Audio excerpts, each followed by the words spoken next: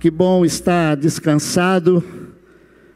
É bom sair de férias, o corpo cansa, a cabeça também, e é muito bom a gente ter um tempo de descanso. Deus trabalhou 6 dias e descansou no 7º. Está na Bíblia, não é? Então a gente precisa descansar também, e foi um tempo muito gostoso, muito bom, com a minha amada esposa, de descanso, de refrigério. Quando a nossa viagem, que seria em 2020, e impossível por causa da pandemia, e foi remarcada para essa época, eu fiquei olhando no calendário e vi que o domingo que eu voltaria de férias, que eu estaria com a igreja, seria o último domingo antes das eleições. E foi muito bom esses dias, porque eu me desliguei mesmo, né? Nós ficamos sem... É muito bom ficar sem internet, né? Ficar sem sinal. E eu não quis comprar um pacote caro, que era caro mesmo. E eu peguei e falei assim, não, só quando tiver em alguns lugares a gente vai pegar um sinalzinho, né?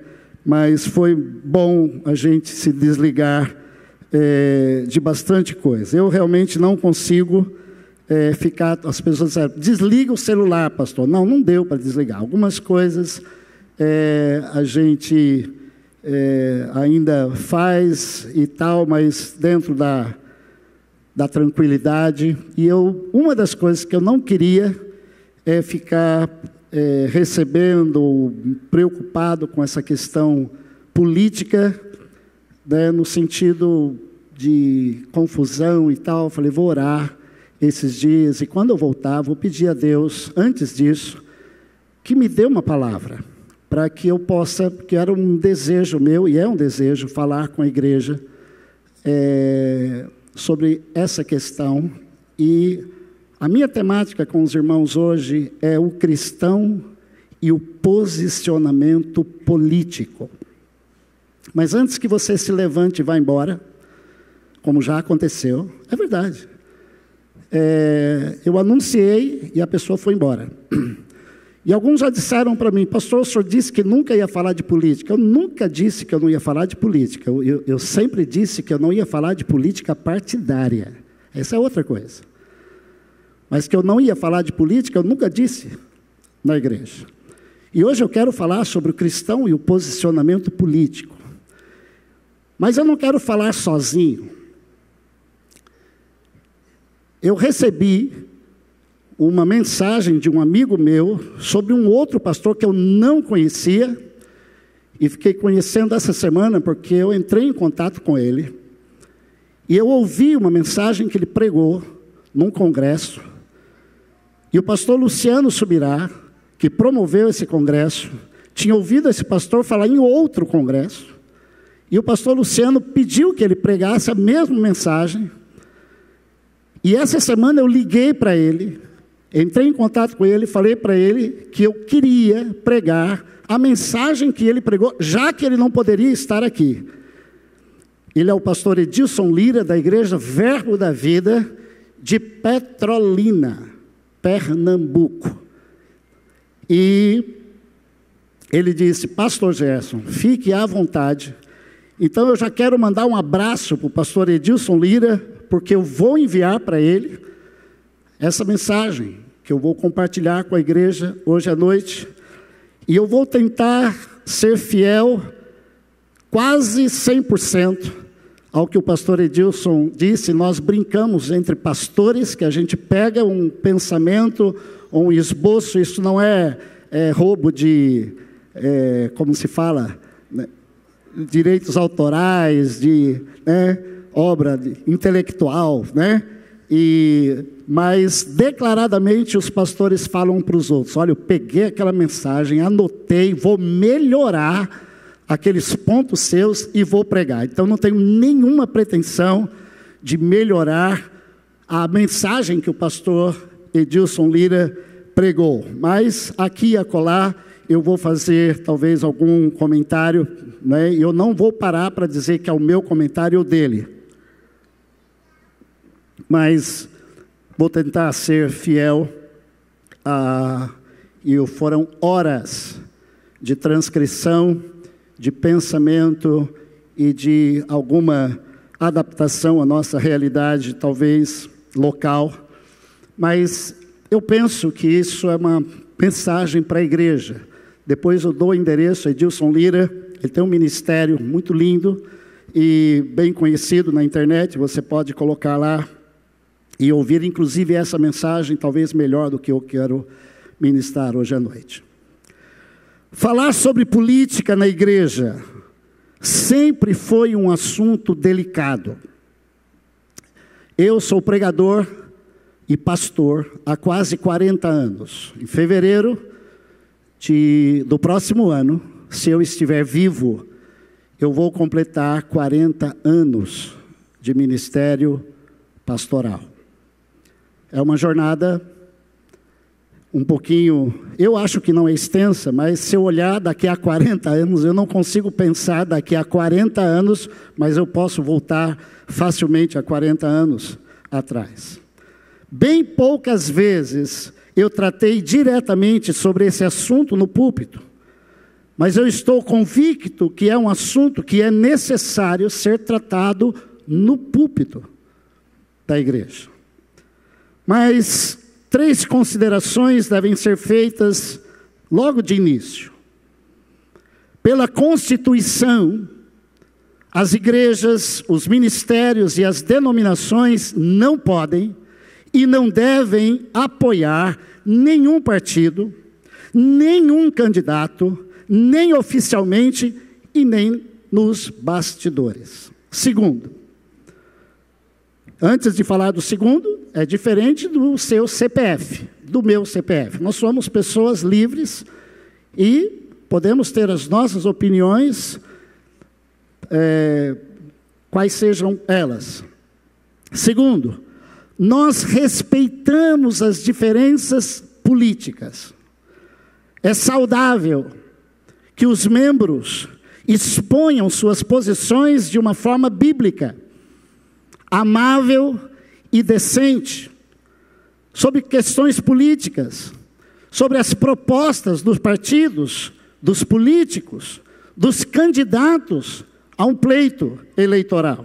Terceiro, não é um tema que pregadores sérios mais gostam de falar em público, muito menos de pregar.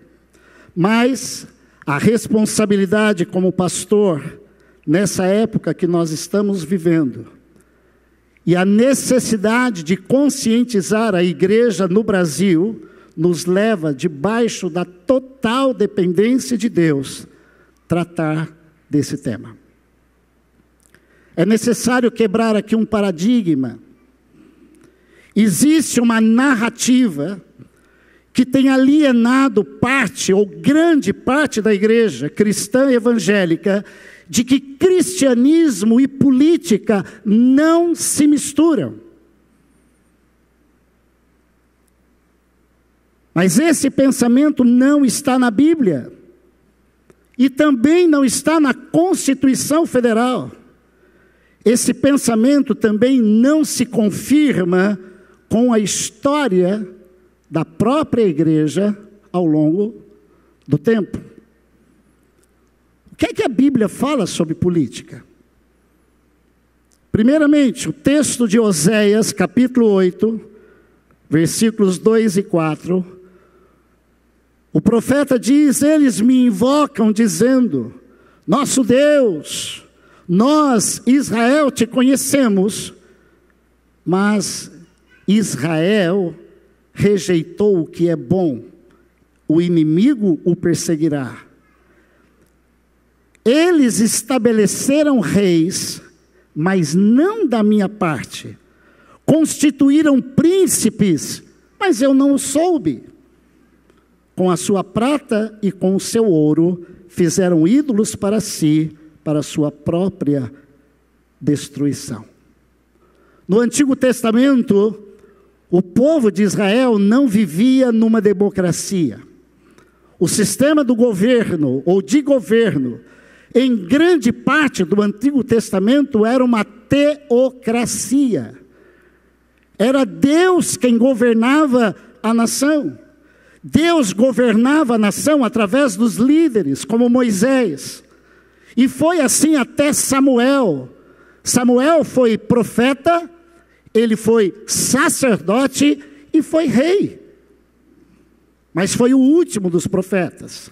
Nós lembramos, biblicamente, na história, que foi no governo de Samuel, que era juiz, profeta, rei, que o povo pediu um rei. Ele não era rei no sentido monárquico, mas Deus usava Samuel, como usou os outros profetas até então. A partir daí, o sistema de governo da nação de Israel se tornou uma monarquia. Mais uma vez, eles tiveram a oportunidade de escolher os seus líderes. E foi numa época em que o reino do norte e o reino do sul se dividiram. Eles podiam escolher entre Roboão e Jeroboão. Então o profeta Oséias está dizendo que o povo agora, para o povo, que não adiantava reclamar a Deus das coisas que estavam acontecendo na nação. Porque Deus diz, vocês estabeleceram reis ou príncipes sem que eu soubesse. Ou seja, vocês escolheram. Eles não consultaram a Deus para fazer a escolha. Agora, estavam sofrendo as consequências. Uma pergunta. Por que uma escolha errada naqueles dias para um líder, para um representante do povo, era algo espiritual e hoje não seria? Na verdade, as eleições são muito mais espirituais do que muita gente imagina. Eu posso dizer, eu afirmo, que as eleições são espirituais também. Elas determinam a forma como nós podemos viver. Elas podem nos garantir liberdade ou nos retirar liberdades. Liberdade de expressão, liberdade de ir e vir. Liberdade de cultuar ou não. Se Deus é o Senhor da nossa vida, Deus é o Senhor do nosso voto. Dessa forma, nós devemos consultar a Deus para escolhermos os que serão nossos líderes, nossos representantes na cidade, no estado e na nação. O apóstolo Paulo escreve para os crentes em Éfeso o seguinte, Efésios 5, 11 e 12.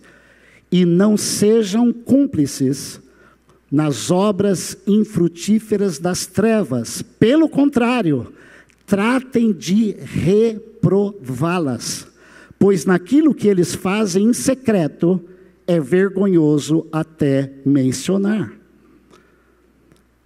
Há coisas que são discutidas nas secretarias, nas câmaras municipais, estaduais e no Congresso Nacional,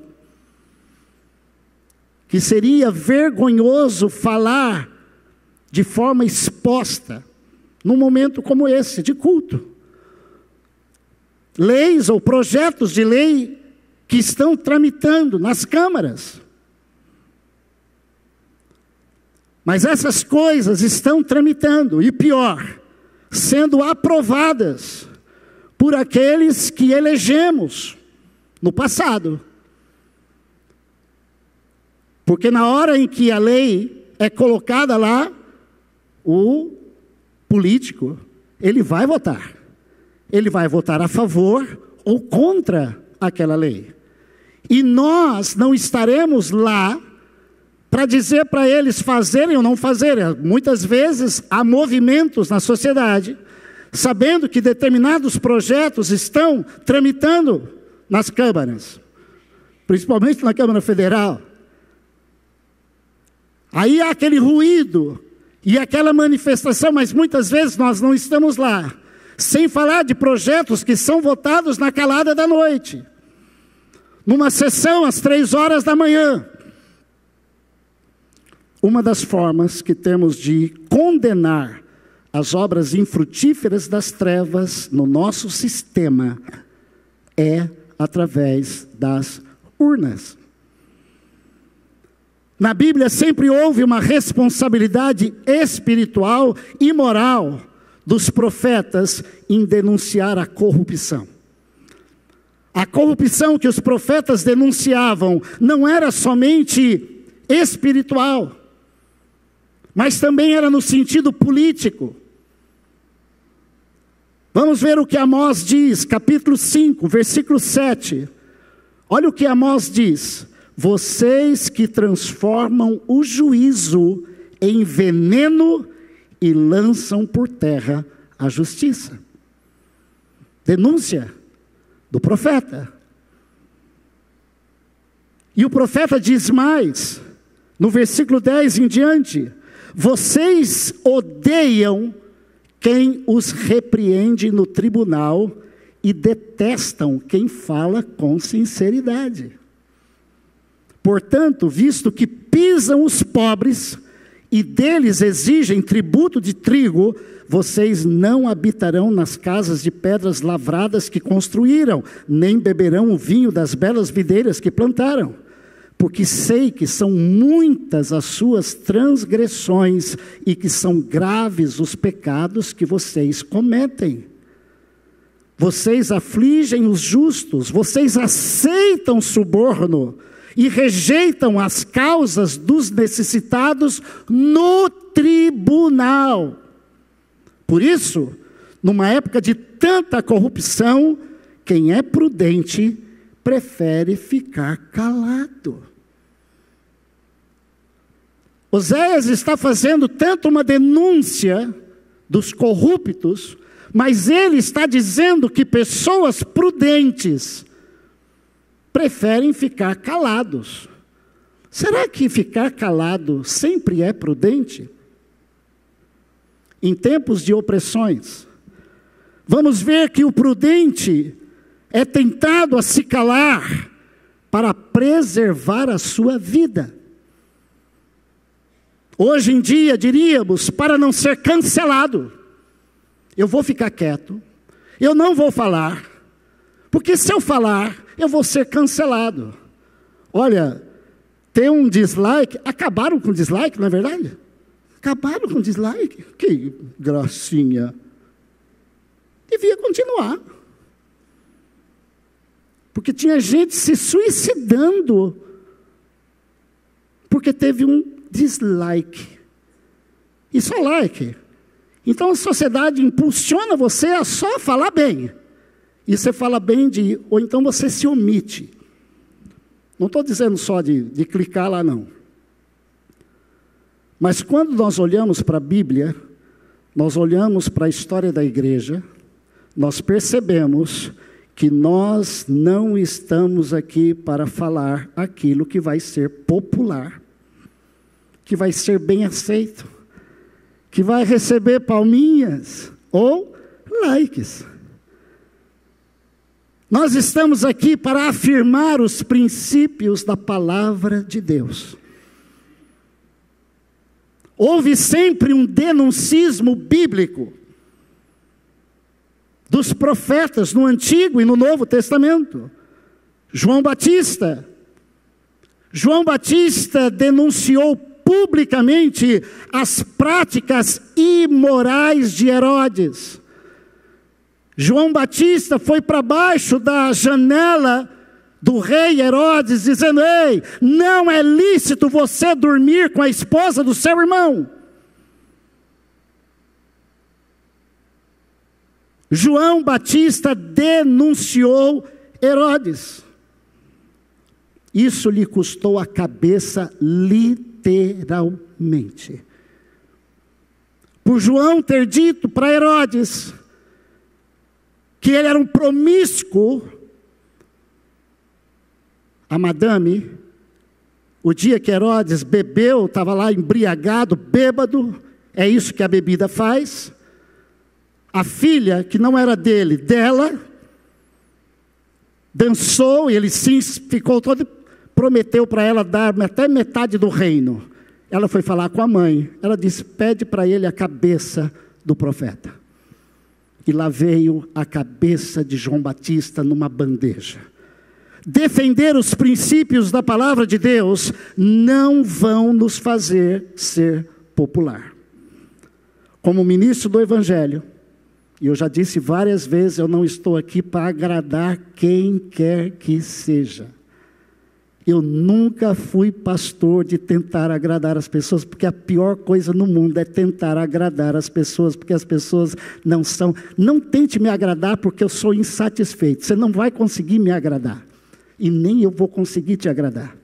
Eu posso ser agradável, mas agradar você não vou conseguir. E o pior é o pastor que tenta agradar todo mundo. Está perdido, coitado. Ele está perdido. Eu devo estar aqui para obedecer às ordens de Deus. Às vezes é melhor perder ganhando do que ganhar perdendo.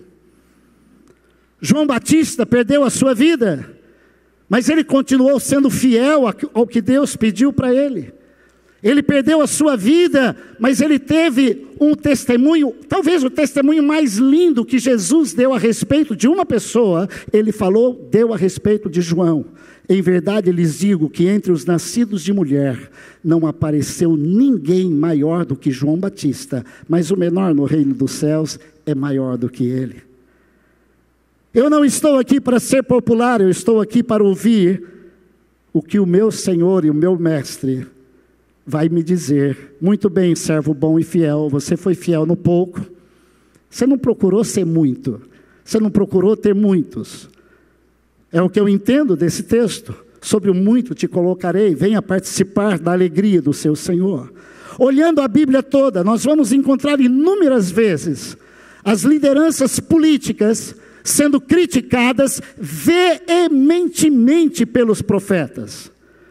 E esses profetas, eles não tinham suas redes sociais canceladas. Muitos deles tiveram suas vidas canceladas. Por falarem a verdade, por denunciarem a mentira e o engano, eles perderam suas vidas. Natã, ele repreende diretamente quem? O rei. Prostituto.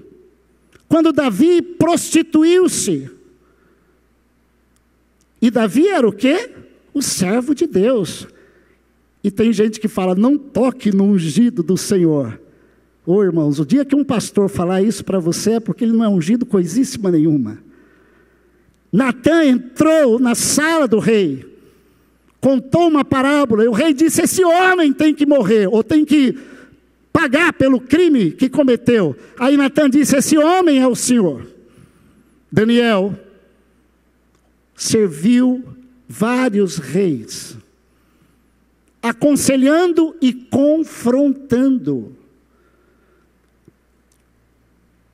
Quando o rei errou, Daniel entrou lá. Quando Deus deu uma palavra, uma profecia para o rei, ele diz, ó rei, o senhor vai pastar, o senhor vai comer capim como boi, o senhor vai babar em cima do capim. E o rei acabou comendo capim. E Daniel, no caso, Deus o poupou. Por inveja política, por conspiração, Daniel foi lançado na cova de leões ferozes. No caso de Daniel, Deus o preservou. Nem todos os profetas tiveram esse mesmo livramento. Muitos morreram. Mas vamos ver o que o apóstolo Paulo fala aos cristãos de Filipos. Filipenses capítulo 2, versículo 15. O apóstolo diz, para que sejam irrepreensíveis e puros, filhos de Deus inculpáveis no meio de uma geração pervertida e corrupta, na qual vocês brilham como luzeiros no mundo. A Bíblia diz que nós devemos estar no meio de uma geração pervertida e corrupta. Foi um tema hoje de manhã na escola bíblica dominical e eu não vou replicar, mas foi muito interessante falar sobre isso. Por quê? Porque há um pensamento em muitos crentes que uma vez que nos tornamos cristãos, que nascemos de novo, devemos viver numa bolha evangélica, isolados das pessoas que são mundanas, isolados das questões da nossa sociedade, até que um dia Jesus volte e nos tire desse mundo. Muitos crentes que estão vendo esses vídeos horríveis, que crente gosta de ficar passando para outro crente, de coisas terríveis que estão acontecendo, e alguns já escrevem lá no vídeo: Maranata, ora vem Senhor Jesus, esse mundo está muito ruim, vem Jesus. Sabe o que é isso, irmãos? Isso é covardia hipócrita. Onde está na Bíblia que quando tivesse aflição você tinha que correr?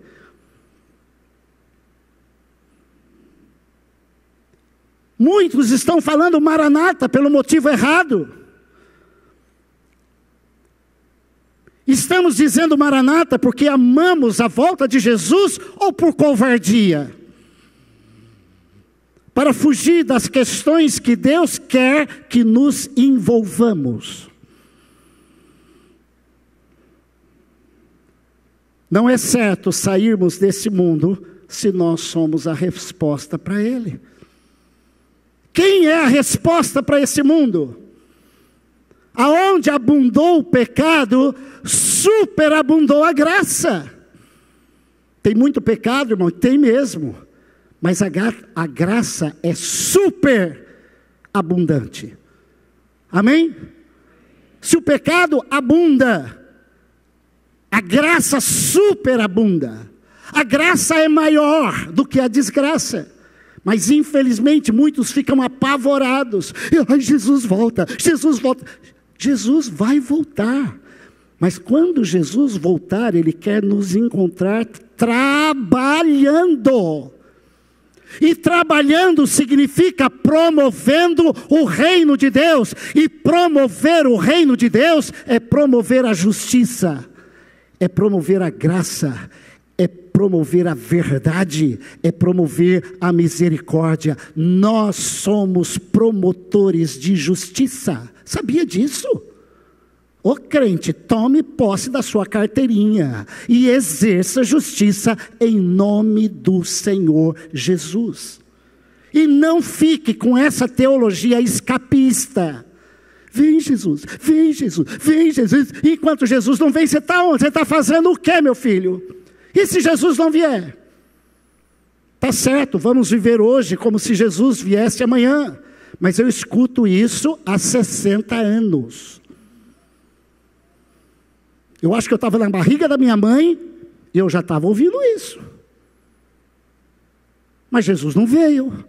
Significa que Ele não vai vir? Ele virá, aleluia. Ele virá, glória a Deus. Maranata, ora vem Senhor Jesus. Mas enquanto Ele não vier, vamos trabalhar. Tem muitos cristãos perguntando para Deus: Deus, por que o Senhor me faz ver tantas desgraças, tantas coisas ruins, tanto sofrimento, tanta dor, tanto sofrimento, tanta injustiça? Deus só mostra sujeira para quem Ele deu a vassoura. Vou repetir? Você está vendo a sujeira? Tem gente que chegou para mim: pastor, tem umas coisas erradas aqui na igreja. Eu digo: glória a Deus que você está enxergando. Se você está enxergando a sujeira, você é a vassoura para limpá-la. Toma, dê glória a Deus, ajuda o pregador, pelo amor de Deus. Vocês estão pensando que é fácil pregar isso aqui? Deus só mostra sujeira para quem Ele deu a vassoura. Se você está vendo os problemas, é porque você é parte da solução. Não estou ouvindo nenhum glória a Deus. Mas eu estou olhando para uma audiência, estou vendo um exército de solução. Nós somos a solução. Jesus não vai descer à terra novamente, não vai vir um anjo não. Você é o anjo. Você é o servo de Deus. As mãos de Deus são as suas mãos. Os pés de Deus são os seus pés. E a boca de Deus é a sua boca. Então se santifique, porque a boca fala do que o coração está cheio. E fale em nome de Jesus. O crente deve estar para o mundo como o barco está para a água. Se o barco estiver fora da água, ele está fora de propósito. Agora, se a água entrar no barco, ele afunda. Da mesma forma, o crente não deve estar fora das questões do mundo.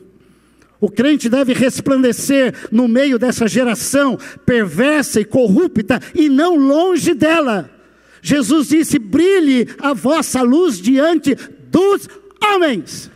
A gente quer brilhar a luz lá fora, escondida aqui dentro. Eu disse hoje de manhã, olha o lugar fácil de ser crente aqui. Olha que bando de gente bonita, a começar do pastor. Tudo cheirosinho, lindo. Nossa, tem umas irmãs aí que tem um perfume que graças a Deus eu nem encontrei, não sei nem aonde ela comprou esse negócio. Que é caro pra caramba, porque é bom negócio. E tem uns perfumes que grudam na gente, não é? A gente sai com aquele perfume, oh, que glória a Deus, que coisa linda, gostosa, tudo com esse crente lindo aqui. Pode ser crente aqui dentro, irmãos, é fácil pra caramba. Às vezes é meio difícil, que tem uns irmãos que são encrenca, que só glória a Deus, mas né, no geral, né? Agora, aonde tem que brilhar a nossa luz? A começar daquela porta para fora, é um vagalumes na noite. Irmãos, como eu amava correr atrás de vagalume quando eu era menino. Naquela noite escura, quando eu vi um vagalume, eu corria, e um dia eu tive que abrir o bumbum do desgramado para ver se tinha uma lanterna lá dentro, e eu matei o vagalume, tadinho. O Greenpeace vai me mandar para a cadeia, né? Mas eu queria saber o que é que tinha no traseiro daquele bichinho que ele tinha. Eu achava que era uma lanterna voadora, e é mesmo. Mas era lindo ver o vagalume, você vê a luz, um crente brilhando nas trevas, glória a Deus. O crente deve resplandecer. Jesus era chamado de amigo de pecadores, mas não porque ele era amigo dos pecados dos pecadores. Ele era amigo dos pecadores. E na presença dos pecadores, os pecadores se sentiam pecadores. Na presença de Jesus, os pecadores se sentiam pecadores.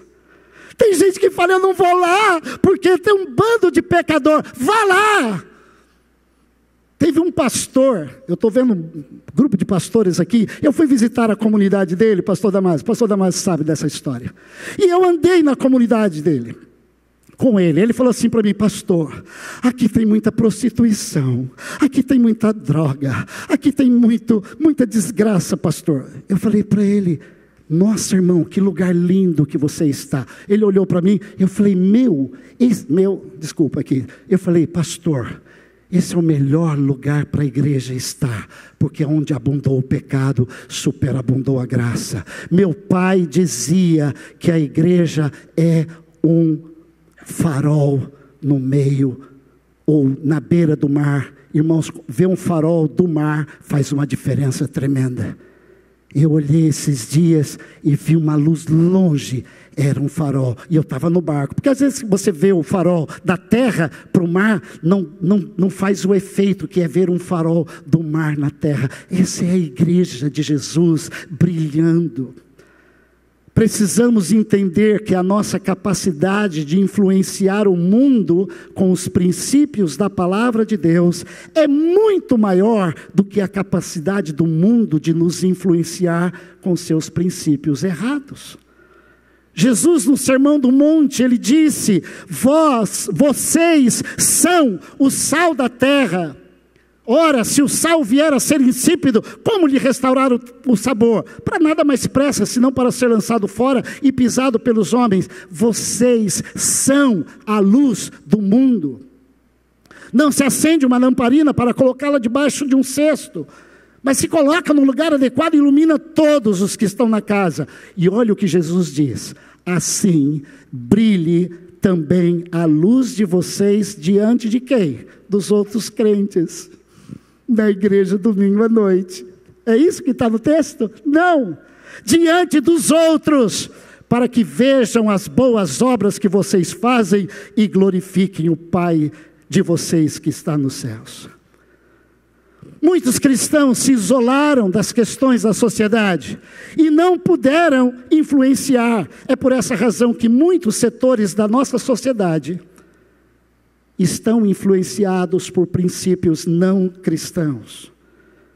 Mas eu creio, meus irmãos, que Deus está levantando uma geração de gente influenciadora.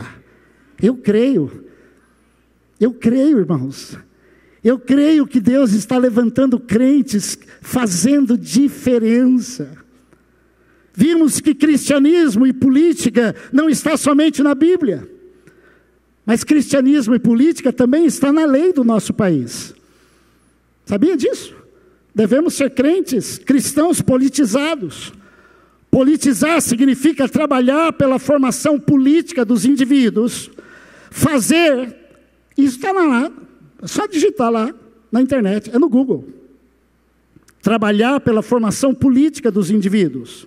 Fazer para alguém ou para si mesmo capaz de compreender a importância do pensamento e da ação política. Dar ou adquirir consciência dos deveres e direitos dos cidadãos. Política vai muito além do voto. Que bom que o Brasil está falando de política. Pessoas que nunca falaram de política. Muitos estão falando de forma errada ou entendendo de forma equivocada, mas estão falando. Hoje mais do que se nunca, pessoas simples sabem o nome de todos os ministros do STF. Não tem como não saber. O nome dos governadores, do presidente. E essa coisa aí, você começa a ouvir muito sobre uma coisa, você fica sabendo sobre ela. Algumas, depois você vai descobrir que você aprendeu, ouviu de forma errada. Ou certa, mas está sabendo. A primeira e mais importante ação política de um indivíduo é o seu exemplo individual de cidadania. Quais são os atos mais comuns de corrupção na nossa nação? Quando fala de corrupção na nação, pensa logo na Odebrecht. Não. Se você colocar lá na internet, os atos de corrupção do povo, pela ordem, são várias listas, mas elas falam quase que a mesma coisa. Sonegação de imposto, carteirinha falsa, compra de carteira de motorista. Já viu um dos lugares mais corruptos do estado é o Detran. Gente, eu não sei quem vai dar jeito no Detran. Eu tenho medo de ir no Detran. Toda vez que eu vou, eu tenho medo de ir no Detran. E tem gente séria trabalhando no Detran. Mas o lugar, tem tantos lugares, né? Mas é porque tem gente que compra carteira falsa. Compra a carteira, enrolar no trabalho, usar o horário que você deveria estar dando para o patrão, você está fazendo suas coisas, bater ponto para o colega, comprar produto falsificado, desrespeitar os outros, estacionar na vaga que não é sua, ganhar no troco, dar cafezinho para o guarda, furar a fila e roubar a plataforma de streams. Os atos de corrupção não são apenas dos políticos e dos grandes empresários lá em Brasília ou nos estados e municípios. Os atos de corrupção são cometidos por pessoas simples, pessoas comuns, infelizmente, por muitos que se dizem crentes. Se você não tem o exemplo de respeitar uma fila na lanchonete, você não tem autoridade moral para criticar quem quer que seja no governo ou na justiça. Tem gente que não consegue jogar lixo na lixeira e está falando sobre crise ambiental. A Amazônia está pegando fogo, ainda bem que o pastor Damásio foi lá para apagar. As girafas, né, pastor Damásio? Quantas girafas você já viu lá na Amazônia? Mas tem gente preocupada com questões ambientais, são questões sérias, mas elas mesmas não conseguem jogar um lixo na lixeira. Nós somos uma nação cada vez mais evangélica, e aí surge uma pergunta: isso é sinônimo de sermos uma nação mais íntegra? Uma boa pergunta, deveria ser. Irmãos, o povo evangélico, de forma geral, celebra os milagres, cura de câncer, o cego que viu, o coxo que andou. E aí esses milagres, aí tem culto para contar testemunho de milagres, desses milagres, e que são milagres. De forma alguma estou desmerecendo, e glória a Deus por isso. Mas Jesus sabia, quando entrou na casa de Zaqueu, que ele tinha mais força para fazer Zaqueu parar de roubar, do que Zaqueu fazer Jesus um ladrão. Zaqueu teve a sua vida transformada por Jesus. Nós louvamos a Deus, repito, por paralítico que anda, por cego que vê, por pessoa que foi curada de uma doença incurável, mas devemos louvar a Deus pelos milagres invisíveis, de alguém que era adúltero e não adultera mais, de alguém que mentia ou não mente mais. Vamos chamar aqui o irmão aqui, ó. O irmão mentia pra caramba, irmãos. Olha, ele está aqui, ó. Esse aqui era adúltero, esse aqui era um safado, sonegador de imposto, esse aqui era um ladrão, mentiroso pra caramba. Mas Jesus transformou a vida deles. E a igreja diz o quê? Então levanta e vem aqui. E conta esse testemunho. Está aqui um cara ladrão. Eu fui ladrão, safado, adúltero não, porque eu não... né? Mas eu era o quê? Eu era um pornográfico. Eu era um baita de um safado. E Jesus transformou a minha vida. Esse é um testemunho que eu tenho para contar, irmãos. São os testemunhos invisíveis. A gente pensa que um bando aqui era tudo santo. E aí nós vamos falar só dos milagrão. Não, nós somos transformados pela graça de Jesus. Testemunho vivo. O apóstolo Paulo escreve aos cristãos em Éfeso: aquele que roubava não rouba mais. Pelo contrário, trabalhe fazendo com as próprias mãos o que é bom, para que tenham que repartir com o necessitado. Além de parar de roubar, ele ainda vai começar a ajudar o necessitado. Não saia da vossa boca nenhuma palavra suja. Falava palavrão, mas agora sua boca abençoa. Palavras que edificam, conforme a necessidade, assim transmita a graça. Devíamos fazer um culto de milagres invisíveis. Esses milagres. Agora vamos falar sobre a legalidade. Temos o direito legal de nos posicionar politicamente? Bom, só lembrar aos irmãos que todo mundo ouve quase todos os dias. O artigo 5º da Constituição diz: todos são iguais perante a lei. No artigo 8º, no inciso 8º do parágrafo 5 diz: ninguém será privado de direitos por motivos de crença religiosa ou de convicções religiosas ou políticas. Minha função como pastor não me impede de falar sobre política, por mais que isso incomode algumas pessoas. O inciso 9 diz que é livre a expressão de atividade intelectual. Está lá na Constituição. Mas alguns vão argumentar: o Estado é laico. O Estado é laico, mas a política não é laica. O governo não tem religião, mas o povo tem religião. O político é um representante do povo. Um povo tem valores e tem religião. Se o político é um representante do povo e o povo tem religião, então aquele político deve representá-lo. A política é a manifestação das crenças e valores do povo. Se o Brasil é um país cristão, e se depender de mim, vai continuar sendo, Eu não quero que meus representantes políticos defendam valores que não são cristãos. É incompatível.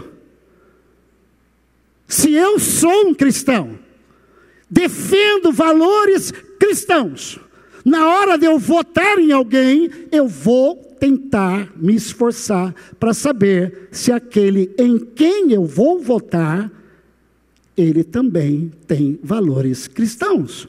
Porque na hora que ele estiver lá e uma lei for tramitada, ele vai emitir a minha opinião. Eu votei nele ou nela para que essa pessoa me represente. E eu espero que ele tenha os valores cristãos. Se não for exatamente iguais, mas que pelo menos sejam valores cristãos. Esse é um direito que eu e você possuímos. Eu desejo ser representado por quem tem valores cristãos. E eu também preciso representar esses valores na minha vida em todas as áreas da sociedade. Eu devo ser representado por pessoas iguais a mim. Pô, essa, hein? Não foi o pastor que falou, não, fui eu. O papel da igreja ao longo da história.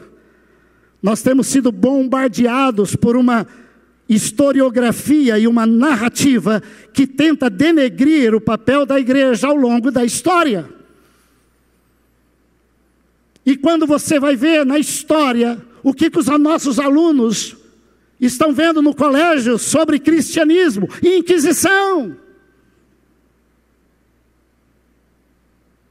Calvino mandou matar Miguel Serveto. O cristianismo não presta, é isso que as nossas crianças estão ouvindo. Os livros de história não contam a influência do cristianismo na história. Foi a influência cristã, através da igreja, que fez o Império Romano, no ano 374, promover uma lei proibindo o infanticídio, proibindo o aborto e o abandono de crianças. No ano 374, por causa dos cristãos. Hoje, o aborto está cada vez conseguindo mais adeptos. Um cristão votar em alguém abortista, ele não é cristão coisíssima nenhuma. Nós não apoiaremos o aborto. Nós, que eu digo, cristãos, mas você vota em quem você quiser, mas não me diga que você é um cristão. São valores contra a palavra de Deus. Desde que os Estados Unidos aprovaram o aborto, 63 milhões de bebês assassinados. Isso é genocídio. Quem vai se posicionar a favor dessas crianças inocentes? Eu não posso me calar. A igreja não pode se calar. Foi o cristianismo que acabou com as lutas dos gladiadores nos coliseus ou no Império Romano. Vai ver a história, pesquise lá. Foi a influência cristã que criou as universidades e os hospitais. Hospital veio de hospitalidade, que é um dom que os cristãos foram ensinados a ter, a serem hospitaleiros. Os hospitais foram formados por iniciativa cristã. Paulo fala nas suas cartas que os crentes deviam exercer a hospitalidade. Foi a reforma protestante que moldou os fundamentos da sociedade europeia. História. Foi a reforma protestante que influenciou a atual Constituição dos Estados Unidos. Na Índia, havia um ritual chamado Sati. Qual era esse ritual? Que quando o homem morria, o marido morria, a viúva era queimada viva. Olha lá. William Carey, que missionário. Leia a história de William Carey. está disponível na internet. Um missionário na Índia. Esse homem influenciou a Índia de uma forma tremenda. E ele foi o primeiro a levantar-se contra os assassinos cruéis e opressores da família indiana. Não mexa na cultura. Mexemos na cultura sim, pelos valores da palavra de Deus. Os homens destruíam as mulheres por meio da poligamia, genocídio e casamento infantil, queima das viúvas, o sati, eutanásia e analfabetismo feminino. Todos esses atos eram sancionados pelo hinduísmo e outras religiões. William Carey persistiu em sua luta contra o sati durante 25 anos, até que o edito de 1829 baniu essa prática por um homem cristão que se levantou. Abriu a escola para as moças e arrumou maridos para as viúvas convertidas. Coisa que eu gosto de fazer. Glória a Deus. O fim da escravatura. William Wilberforce foi um homem cristão, rico, que se converteu. Mas ele começou a lutar contra o tráfico de escravos. E ele abriu as portas para a abolição da escravatura. Após a sua conversão, foi o líder na Inglaterra para acabar com o mercado de escravos. A luta pelos direitos negros. Tem gente que fala, o movimento negro, o movimento negro. O movimento negro, Martin Luther King, um pastor, que levou milhares, milhões de pessoas a não se conformarem com aquela política nos Estados Unidos. Não pela luta armada, mas ele fez um movimento que mudou a história. Martin Luther King é amplamente conhecido pela luta dos direitos políticos através da não violência e desobediência civil. Irmãos, a igreja tem ajudado a mudar a história ao longo dos anos e vai continuar moldando, porque nós vamos continuar usando o nosso direito legal, moral e a nossa responsabilidade espiritual de sermos uma voz política no meio da sociedade.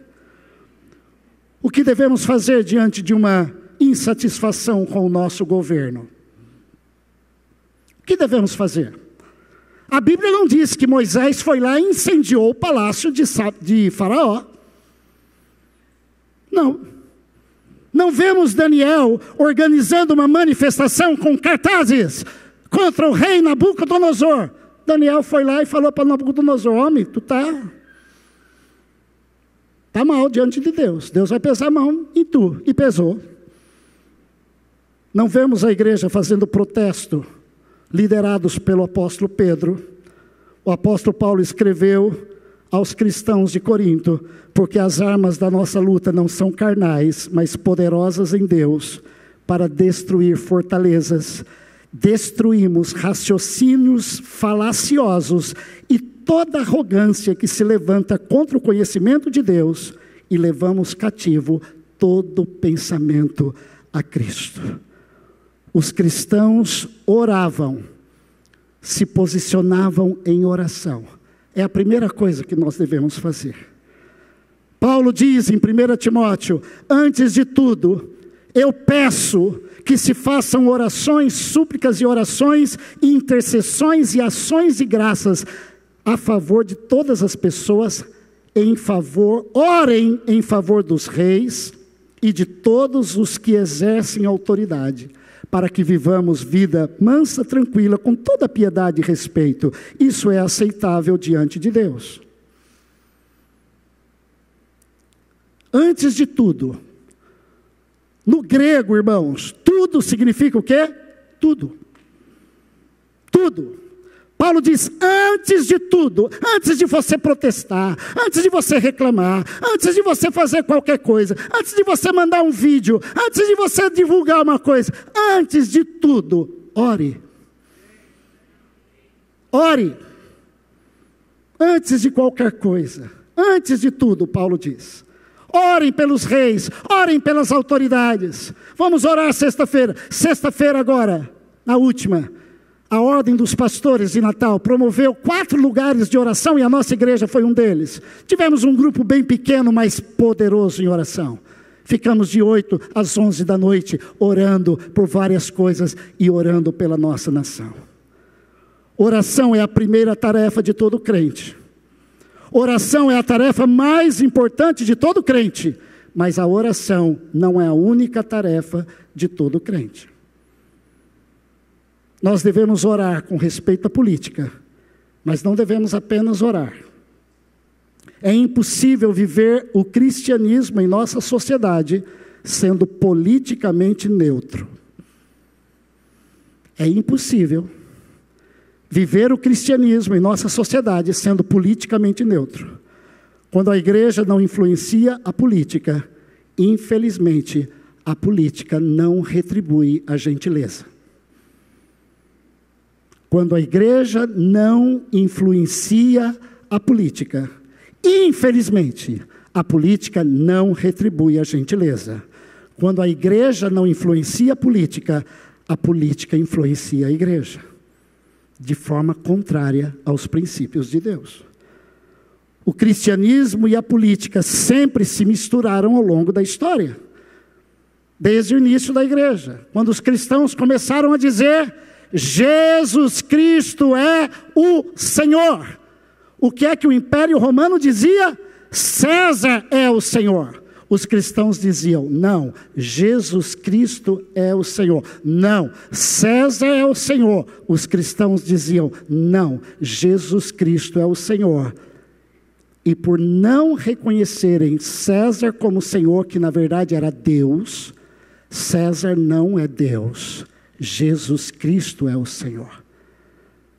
Quando Jesus foi desafiado pelos fariseus, se deviam pagar tributo a César, o que é que Jesus disse? Dai a César o que é de César. Dê a ele o que é dele, mas deem a Deus o que é de Deus. João 19:12. Pilatos, naquele momento, João registra, ele queria soltar Jesus, porque o povo gritava para matá-lo. E o povo disse para Pilatos: se você soltar esse homem, você não é amigo de César. Todo aquele que se faz rei é contra César. Ser contra César era ser contra o governo. Atos 17, 6 a 9. Lucas conta aquela história quando os judeus perseguiram Paulo, arrastaram Jason, que tinha recebido os cristãos, e alguns irmãos, e as autoridades gritando: esses que promovem tumulto em todo mundo chegaram também aqui, e Jason os hospedou na casa dele. Todos esses agora agem contra os decretos de César, dizendo que existe outro rei chamado Jesus. Tanto a multidão como as autoridades ficaram agitadas ao ouvir essas palavras, porém depois de terem recebido deles a fiança estipulada, soltaram Jason. Aonde Paulo chegava, ele causava tumultos. Vemos isso em vários lugares no livro de Atos. Paulo chegava anunciando o evangelho, tumulto na cidade. E as pessoas se levantavam. Olha o que eles dizem: esses que eram os cristãos, eles agem contra os decretos de César, dizendo que existe outro rei. Decretos contrários à Bíblia não são novidades nos nossos dias. Já aconteceu isso antes e vai continuar acontecendo. Hoje nós precisamos entender que posicionamentos fortes contra o consenso do mundo fazem parte do que significa ser igreja. Paulo escreveu a Timóteo: escreva essas coisas, esperando vê-lo em breve, mas se eu demorar, você saberá como deve proceder na casa de Deus. E preste atenção que Paulo vai dizer agora, que é a igreja de Deus, coluna e fundamento da verdade. Aonde está a coluna e o fundamento da verdade, irmãos? Está na Bíblia, e isso é praticado através da igreja. Num mundo hedonista, relativista, onde cada um tem a sua verdade, entre muitas aspas, alguém precisa dizer que existe uma verdade absoluta. Quando o mundo precisa de um lugar, o mundo, na verdade, precisa ver um lugar de verdades absolutas. Porque tudo é relativo, tudo é relativo.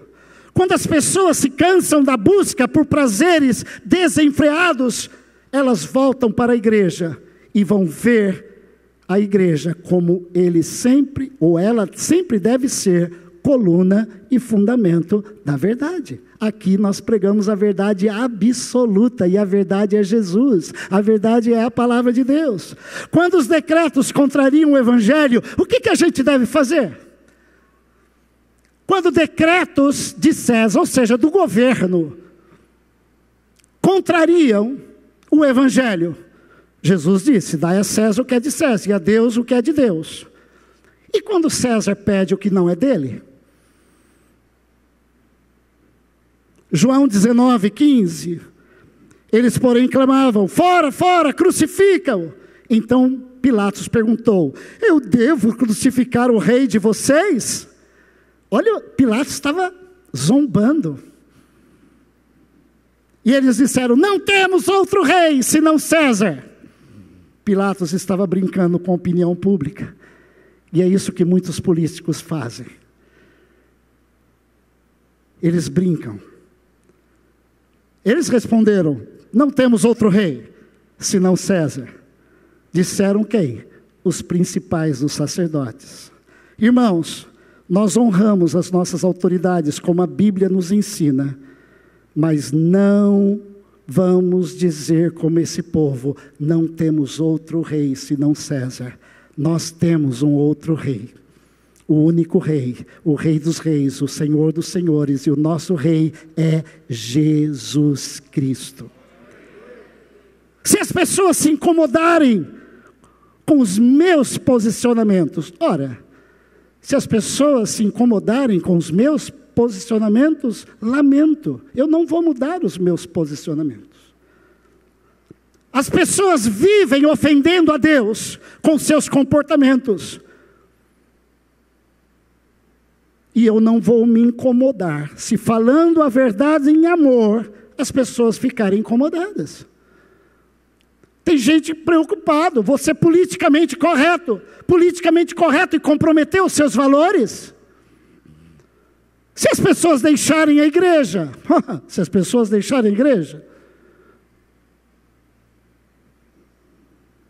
não vou me importar. Inclusive durante mensagens que eu já disse, que eu já vi, comecei a pregar, a pessoa foi embora. Problema dela. Eu vou me importar se a unção de Deus sair da minha vida. Aí eu estou preocupado.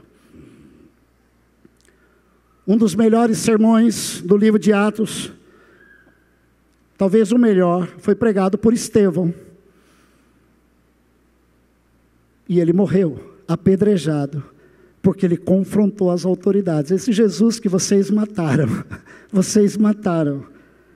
Quantas pessoas se converteram no sermão de Estevão? Nenhuma. Quantas foram curadas? Nenhuma. Ele morreu por ter pregado a verdade. Mas é a única vez no Novo Testamento que Jesus fica em pé, porque o texto diz que Jesus ficou em pé para receber a alma de Estevão, um servo fiel que se posicionou. Irmãos, estamos vivendo dias em que os ministros do Evangelho terão que se posicionar com mais veemência. Jesus disse que a sua fala traria divisão dentro da casa, entre 5, 2 ia ficar contra 3, 3 ia ficar contra 2. Nós temos visto hoje famílias divididas. Gente saindo do grupo do WhatsApp. Olha, depois das eleições eu volto. Porque alguém botou o seu posicionamento. Isso é família? Não, gente, isso não é família, não. Não, pode ser até família, mas uma família bagunçada. Gente que não sabe discutir, não sabe se posicionar. É lógico que tem gente que faz burrada.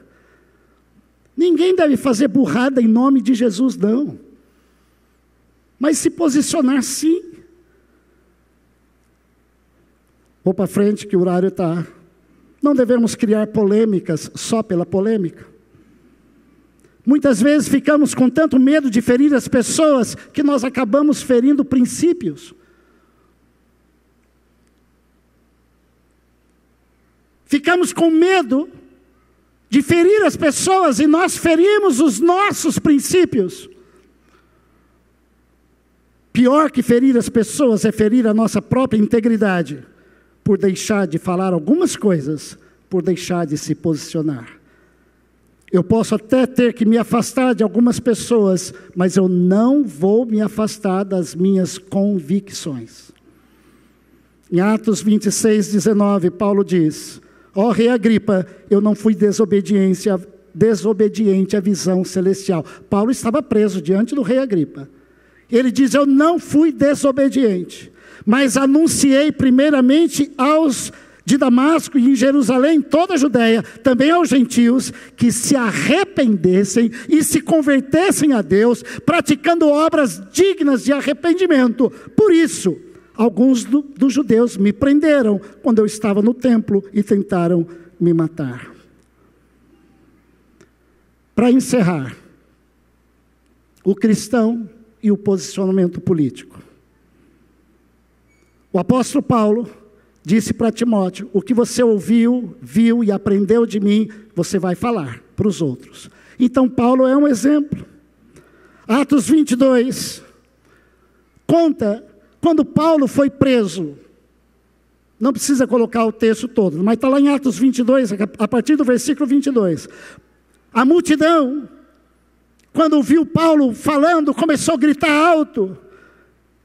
E começaram a gritar: fora com ele, mate-o. Enquanto eles gritavam, tiravam suas roupas, jogavam poeira para o ar, o comandante ordenou que Paulo fosse recolhido à fortaleza e que sob açoite fosse interrogado para saber o motivo daquela bagunça. Quando estavam amarrando Paulo, Paulo perguntou ao centurião: será que vocês têm o direito de açoitar um cidadão romano sem que ele tenha sido condenado? O que Paulo fez naquele momento? Ele defendeu a sua cidadania romana. Eles queriam matá-lo. O homem, o chefe da guarda lá, mandou açoitar primeiro e perguntar depois. Prenda, bate muito e depois pergunte para ele por que aconteceu isso. Paulo, antes que isso acontecesse, Paulo perguntou: eu sou um cidadão romano. Quando ele soube disso, o centurião procurou logo o comandante. O centurião falou assim: comandante, está errado. Está errado, coronel. O senhor não pode fazer isso, porque a lei diz que... Quando o comandante soube, ele foi lá: Paulo, você é romano? Paulo disse: eu sou, está aqui minha identidade. Aí ele disse: isso me custou muito dinheiro. Paulo disse: você comprou a sua cidadania. Eu sou por direito de nascença. O que Paulo fez? Defendeu a sua cidadania. Mas, irmãos, temos outro exemplo de Paulo. E eu vou correr aqui para Atos 16. Voltando para Atos 16, Paulo e Silas na prisão. Como nós gostamos de contar. Paulo e Silas na prisão, meia-noite, depois de terem apanhado muito, por causa do evangelho, meia-noite, machucados, sangrando, Paulo e Silas começam: não há Deus maior, não há Deus... Eu estou supondo, né? Será que cantaram: homem de guerra é Jeová? Eles cantaram. E eles cantaram e de repente um terremoto um terremoto aconteceu, as celas foram abertas, as cadeias saíram, todos os presos ficaram soltos, o carcereiro quis se matar, Paulo foi lá e falou, não se mate, todos estão aqui, o carcereiro se converteu, o que farei para ser salvo? Crê no Senhor Jesus Cristo e será salvo tu e a tua casa. Foi um cultaço, foi uma bênção. Aí, o que acontece? Nenhum preso fugiu. Paulo e Silas não deixaram, volta para a cela, volta. Eles podiam se libertar. Mas aí o que acontece? Diz que, vou lá para o final. Quando amanheceu, versículo 35, os magistrados, as autoridades, enviaram oficiais de justiça com a seguinte ordem para o carcereiro: ponha esses homens em liberdade, Paulo e Silas. Então o carcereiro foi lá e comunicou que os magistrados ordenaram que vocês fossem postos em liberdade. Vão em paz. Paulo falou, não. Silas podia dizer assim, Paulo, vamos embora. Paulo disse, vamos embora nada. Espera aí. Olha o que Paulo faz.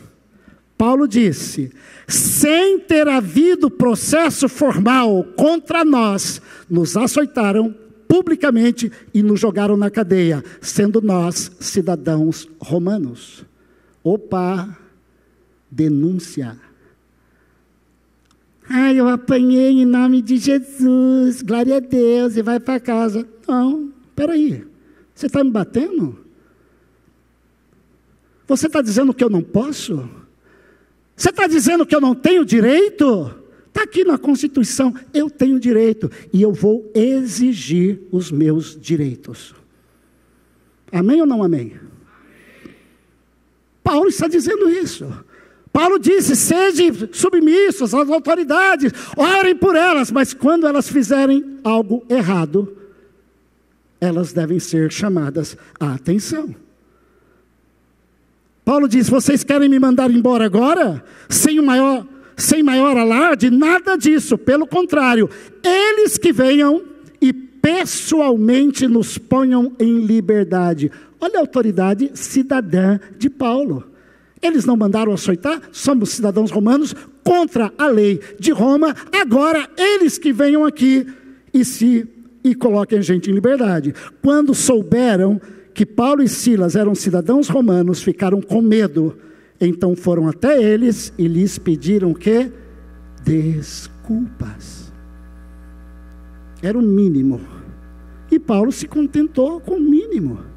Mas eles foram lá e pediram desculpas, relaxando-lhes a prisão, pediram, por favor, se retirem da nossa cidade, que o Paulo disse, data vênia, meretríssimo, farei com o maior prazer, mas eu já fiz o que eu tinha que feito, então, inclusive aquele milagre todo, e o evangelho estava anunciado. Irmãos, somos cidadãos do céu, mas também somos cidadãos brasileiros.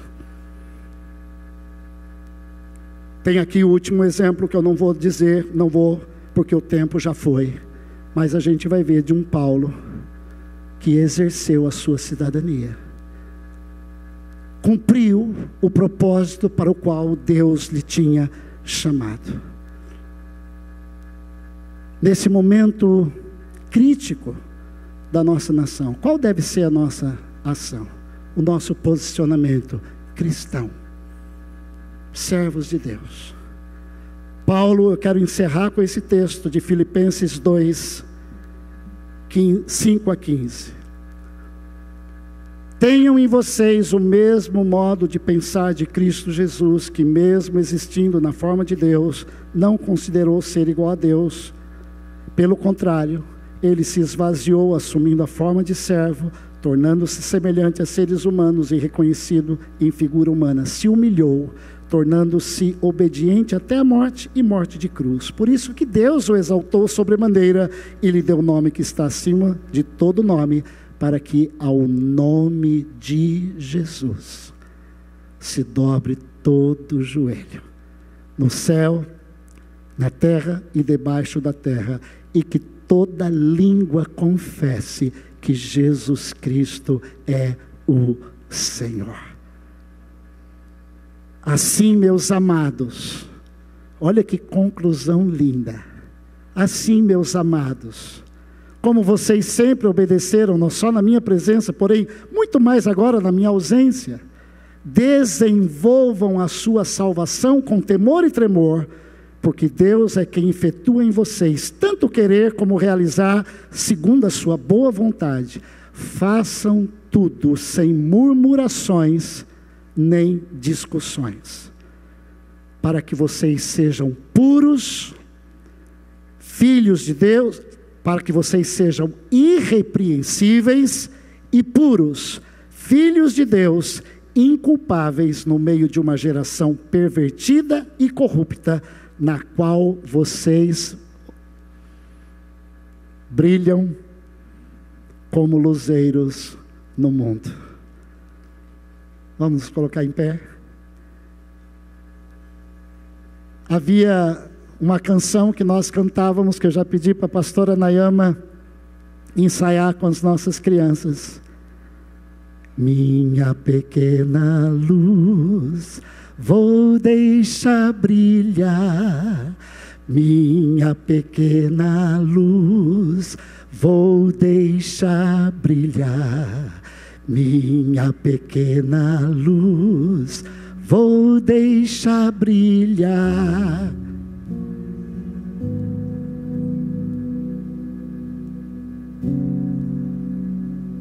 Amém? Alguns aqui lembram dessa música.